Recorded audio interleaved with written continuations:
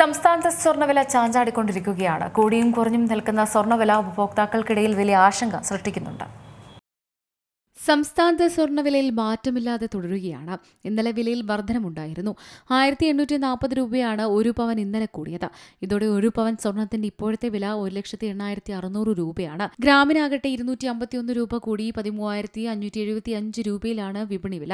18 carrot സ്വർണ്ണത്തിന് ഗ്രാമിന് 11,107 രൂപയാണ്. പവന് 88,856 രൂപയിലുമാണ് നിരക്ക്.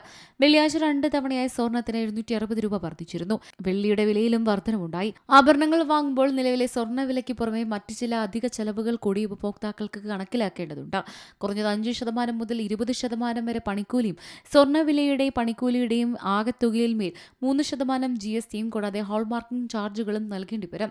ഇന്ത്യൻ രൂപ ചരിത്രത്തിലെ ഏറ്റവും വലിയ തകർച്ചയിലാണ്. $1 94.86 എന്ന നിരക്കിലേക്ക് രൂപ മൂക്കുകുത്തി.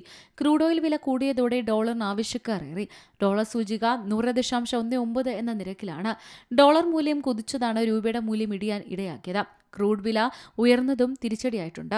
അന്താരാഷ്ട്ര വിപണിയിലെ അസ്ഥിരതയാണ് സ്വർണ്ണവിലയിലെ അപ്രതീക്ഷിത മാറ്റങ്ങൾക്ക് കാരണം.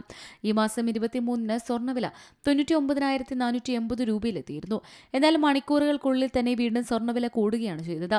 രൂപയുടെ മൂല്യം ഇടിയുന്നതും സ്വർണ്ണവില വർദ്ധിക്കാനുള്ള കാരണമാണ്. രൂപയുടെ മൂല്യം കുറയുന്നതോടെ ഇറക്കുമതി ചെയ്യുന്ന എല്ലാ വസ്തുക്കൾക്കും വില കൂടും. ക്രൂഡ് ഓയിൽ വില കൂടുന്നതാണ് രൂപയുടെ മൂല്യം ഇടിയാനുള്ള കാരണം. അതേസമയം വ്യാപാരികളും ആശങ്കയിലാണ്. സ്വർണ്ണം വാങ്ങുന്ന ആളുകളുടെ എണ്ണം ക്രമാതീതമായി കുറഞ്ഞുകൊണ്ടിരിക്കുകയാണ്. News desk C Malayalam news. ഏറ്റവും പുതിയ വാർത്തകളും വിശേഷങ്ങളും വിരൽത്തുമ്പിലറിയാൻ സി മലയാളം ന്യൂസ് എല്ലാ ഡിജിറ്റൽ പ്ലാറ്റ്ഫോമുകളിലും ലഭ്യം.